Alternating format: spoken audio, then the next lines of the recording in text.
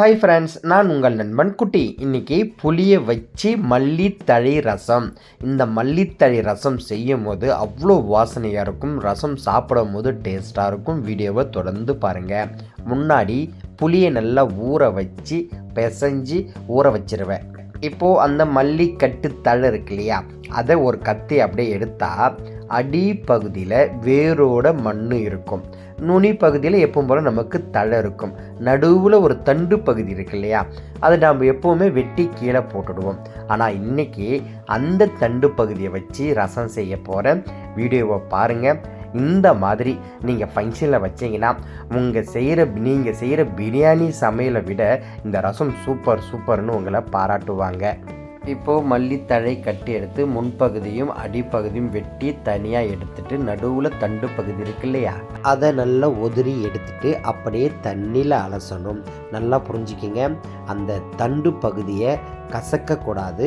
அப்படியே தண்ணியில் லேசாக அந்த மண், சில பில்லு இந்த மாதிரி இருக்கும், அதெல்லாம் எடுத்துட்டு தண்ணியில் அலசிட்டு அப்படியே எடுத்து ஒரு ஓரமாக வச்சுக்கிறோம். முக்கியமாக பெசையவும் கூடாது, கசக்கவும் கூடாது. அப்படியே தண்ணியில் அலசி எடுத்து ஒரு பாத்திரத்தில் வச்சுக்கிறோம். இது கூட துவரம்பருப்பை நான் வேக வச்சு சேர்த்துக்க போகிறேன். அப்போது ரசம் அந்த பருப்பு தண்ணி, அந்த மல்லித்தழை, புளி, மிளகு, சீரகம் எல்லாமே சேர்த்து ஒரு கலவையாக அப்படியே நமக்கு நல்ல வாசனையாக ரொம்ப டேஸ்ட்டாக கிடைக்கும். ஆனால் இந்த ரசத்தில் நமக்கு மல்லித்தழையோட ஃப்ளேவர் தான் அதிகமாக இருக்கும். துவரம்பருப்பு 1 கிலோ எடுத்து தனியாக தண்ணியில் சேர்த்து அதை நல்லா குழைச்சி எடுத்துப்பேன். அது கூட கொஞ்சமாக எண்ணெய், கொஞ்சம் உப்புலாம் சேர்த்து நம்ம வேக வைக்கும் போது சீக்கிரமாக வெந்துடும். அந்த நுர மாதிரி பொங்கி கீழே ஊற்றாது. இப்போது ரசத்துக்கு நம்ம புளி தண்ணியை வடிகட்டலாம். முன்னாடி அந்த வடிக்கூடை மாதிரி அந்த ஜல்லடை வடிக்கூடை, அதில் நீங்கள் புளியை கரைச்சி வடிகட்டினீங்கன்னா நமக்கு அந்த விழுது, அந்த கொட்டை அதெல்லாம் இல்லாமல் நமக்கு புளி தண்ணி பியூராக கிடைக்கும். நான் இந்த வடிகட்டுறது, இந்த வடிக்கூடை இதெல்லாம் காட்டணும்னு வீடியோவில் அவசியம் இல்லை. புளி தண்ணி வடிகட்டி எடுத்தாச்சு, சேர்த்தாச்சு, நம்ம ரசம் வச்சாச்சின்னு சிம்பிளாக சொல்லலாம். ஆனால் இந்த மாதிரி ஏன் கண்டென்ட்டு ஒவ்வொரு ஃபிசிக்கலான வேலைகளை செய்வதனால் மட்டுமே நல்ல ஒரு முழுமையான சமையலை செய்ய முடியும் தான் சொல்ல வரேன். நீங்கள் கையால் வடிகட்டினீங்கன்னா கொஞ்சம் கொஞ்சமாக திப்பியாக அந்த புளி விழும். அது உங்களுக்கு இப்போது ஸ்டார்டிங்லேயும் அதோடைய புளியோட உரப்பு தெரியாது. ஆனால் அது கொதிக்க உங்களுக்கு புளியோட தன்மையை அதிகமாக்கிடும். சரிங்களா? இப்போது புளி தண்ணி எடுத்துக்கிட்டேன், அது கூட மஞ்சத்தூள் சேர்த்துட்டேன், அது கூட வெல்லம் சேர்த்துக்கிட்டேன், இது கூட உப்பு சேர்த்துப்பேன், இது கூட கருவேப்பிலை, பச்சை மிளகாய் இதெல்லாம் சேர்த்து நல்லா கலக்கி தண்ணி ஊற்றி, அதாவது நான் திரும்பவும் சொல்கிறேன், வத்த குழம்பாக இருக்கட்டும், காரக்குழம்பாக இருக்கட்டும், மீனாக இருக்கட்டும், ரசமாக இருக்கட்டும், புளி சேர்க்கும் போது புளிப்போட உரப்பு நமக்கு அதிகமாக இருக்கக்கூடாது. அப்படியே ஃபீல் பண்ணணும், லைட்டாக புளி இருக்குது, புளிப்பு தெரியுது அப்படின்னு தான் வைக்கணுமே தவிர, நீங்கள் காரக்குழம்பு, இந்த மீன் குழம்பு அப்படின்னு சொல்லி புளி அதிகமாக இருக்குன்னு சொல்லி வச்சிங்கன்னா உங்களுக்கு அந்த குழம்பு சாப்பிட பிடிக்காது. நீங்கள் பார்த்து செய்கிறது வேஸ்ட் ஆகிடும். இப்போது இதையெல்லாம் சேர்த்து இந்த புளி தண்ணியில் நான் அந்த மல்லித்தழையை போட்டு தேவையான தண்ணியை ஊற்றி அப்படியே கொதிக்கும் போது அந்த பச்சை மிளகா, அந்த மல்லித்தழை இதெல்லாம் அப்படியே நமக்கு வெந்து அப்படியே சூப்பராக அதோட ஃப்ளேவரும் நமக்கு நல்லா கிடைக்கும். இப்போது கொஞ்சமாக தக்காளியை அந்த தண்ணி கூட சேர்த்து நான் கொதிக்க வச்சிட்றேன். ஏன்னா தண்ணியில் கொதிக்கும் போது தக்காளி நமக்கு சீக்கிரமாக குழஞ்சிடும். வதக்கும் போது நமக்கு அதிக வேலை இருக்காது. முக்கியமாக இந்த மாதிரி நுர மாதிரி வந்த உடனே ரசத்தை நிறுத்திடணும் அப்படின்னு சொல்லுவாங்க. அதுவும் நல்லா இருக்கும், நல்லா இல்லைலான்னு சொல்ல. ஆனால் புளி தண்ணியை நல்லா கொதிக்க வச்சு நீங்கள் அந்த தனியாக தாளிப்பு போட்டு சேர்த்து பாருங்களேன், அவ்வளோ சுவையாக இருக்கும் சாப்பிட. நான் மண்டபத்தில் இப்படி தான் செய்வேன். இங்கே ஒரு பிரியாணி ஃபங்க்ஷனில் இந்த ரசம் வச்சுருந்தேன். ஆனால் பிரியாணிக்கு கிடைச்ச ரெஸ்பான்ஸை விட இந்த ரசத்துக்கு தான் எல்லாமே என்னை பாராட்டினாங்க.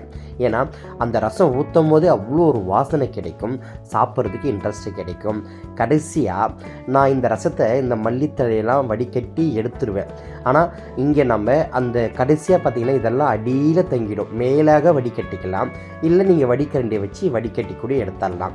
ஒரு பக்கம் நமக்கு துவரம்பருப்பு நல்லா குழஞ்சி நமக்கு உடஞ்சி நீராக கிடைக்கிது. இப்போது இதுக்கு தாளிப்பு ஒரு வானல் வச்சுக்கிட்டோம்.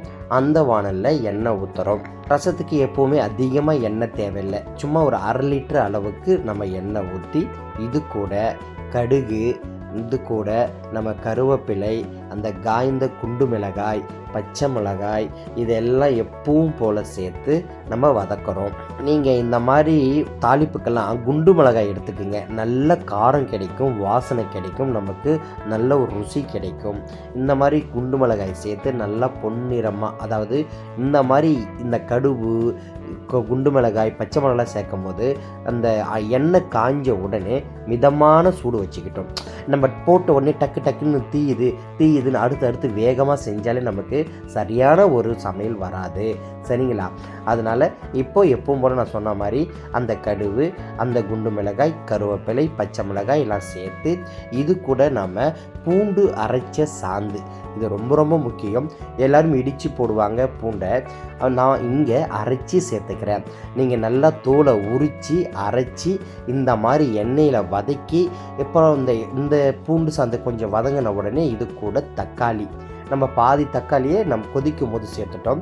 மீதி தக்காளியை இந்த பூண்டு சாந்து கூட சேர்த்து நல்லா வதக்கி அப்படியே தூக்கி ரசத்தில் ஊற்றி கொதிக்க வச்சு சாப்பிட்டு பாருங்களேன். இந்த வதக்கும் போது அவ்வளோ ஒரு வாசனை கிடைக்கும். இப்போது இந்த தாளிப்புலேயும் நம்ம கொஞ்சம் மஞ்சத்தூள் சேர்த்துக்கிறோம். கண்டிப்பாக ரசத்துக்கு மஞ்சத்தூள் கொஞ்சம் கூடுதலாக சேர்த்துக்குங்க, நல்ல கலர் கிடைக்கும். அப்புறம் இப்போது இந்த தீச்சல் விட்டுறாமல் பூண்டு வதங்கின உடனே நம்ம வெட்டி வச்சிருந்த தக்காளியை சேர்த்து நல்லா வதக்கி தனியாக கொதிக்க வச்சுருந்த அந்த புளி தண்ணி, மல்லித்தழை இதை அது கூட அப்படியே நல்லா கொதித்த உடனே இதை அப்படியே அதில் கொட்டிக்கிறோம். சரிங்களா? இப்போது இந்த பக்கம் தனியாக மல்லித்தழை, புளி தண்ணி, வெல்லம், உப்பு இதை கொதிக்க வச்சு தனியாக வானலில் தாளிப்பு போட்டு எடுத்து இது கூட சேர்த்து கொஞ்ச நேரம் கொதிக்க விடுறோம். இது கூட நம்ம தனியாக துவரம்பருப்பு குழைய வச்சுருக்கிறோம் இல்லையா, அதை அதிக பருப்பு இல்லாமல் அப்படியே வடிகட்டி இதில் ஊற்றிக்கிறோம். அதுபோல் அந்த துவரம்பருப்பை நம்ம வேக வைக்கும் போது கொஞ்சம் தண்ணி கூடுதலாக வச்சு வேக வைங்க. கம்மியாக வச்சிங்கன்னா சீக்கிரம் நமக்கு தீச்சல் பிடிச்சிரும். இதெல்லாம் ஒரு தவறுகளும் நான் செய்த தவறுகள். அதனால தான் நான் உங்களுக்கு இவ்வளோ விளக்கமாக ஒன்றா சொல்லி கொடுத்துட்ருக்கேன். ஒரு வளர்ந்து ஒரு மாஸ்டர் என் வீடியோ பார்க்குறாங்கன்னா கண்டிப்பாக அவங்க கற்றுக்கணும்னு சொல்லி இதை பொறுமையாக பார்ப்பாங்க. ஆனால் எல்லாராலையும் பார்க்க முடியாது. ஏன் கண்டென்ட்டு வளர்ந்து ஒரு மாஸ்டர்களுக்காக நான் இந்த வருடத்தில் 100 மாஸ்டர்களை உருவாக்க நான் ஆசைப்படுகிறேன். இப்போது இந்த துவரம்பருப்பு தண்ணியை சேர்த்து கொதித்த உடனே மிளகு, சீரகம் அரைச்ச பவுடரை தேவையான காரம் அளவுக்கு சேர்த்துட்டு கடைசியாக ரசம் இறக்கி முடித்த உடனே பெருங்காயத்தூள் தூவிடுவேன். ஏன்னா நான் பெருங்காயத்தூள் கடைசியாக போடும்போது உங்களால் என்னால் வீடியோ எடுத்து காட்ட முடியல. இதுதான் மல்லித்தழை ரசம். உங்களுக்கு தேவைன்னா நீங்கள் வடிகட்டி அந்த தழையை எடுத்துடலாம், இல்லைன்னா அப்படியே மேலாக நீங்கள் வடித்து ரசத்தை ஊற்றி சாப்பிட்டா சூப்பராக இருக்கும். புதுசாக பார்க்கும் வியூவர்ஸ் என் சேனல் உள்ளே போய் பாருங்கள், நிறைய ரசம் வீடியோ போட்டிருக்கேன், தெளிவாக விளக்கமாக சூப்பராக. என் வீடியோ பிடிச்சிருந்தா கண்டிப்பாக லைக் பண்ணுங்கள், ஷேர் பண்ணுங்கள், கமெண்ட் பண்ணுங்கள், கண்டிப்பாக சப்ஸ்கிரைப் பண்ணுங்கள். வளர்ந்து வரும் மாஸ்டர் நீங்கள் என் சேனல் வீடியோ தொடர்ந்து பார்க்குறீங்கன்னா உங்களுக்கு புரியலன்னா கண்டிப்பாக கமெண்ட் பண்ணுங்கள், நான் உடனே ரிப்ளை செய்கிறேன். என் வீடியோ உங்களுக்கு பிடிச்சிருந்தா கண்டிப்பாக ஷேர் பண்ணுங்கள். எங்கே கஷ்டப்பட்டு வளர்ந்து கொண்டிருக்கும் வளர்ந்து வரும் மாஸ்டர்களுக்கு இந்த வீடியோ ஒரு உபயோகமான வீடியோவாக இருக்கும். நன்றி.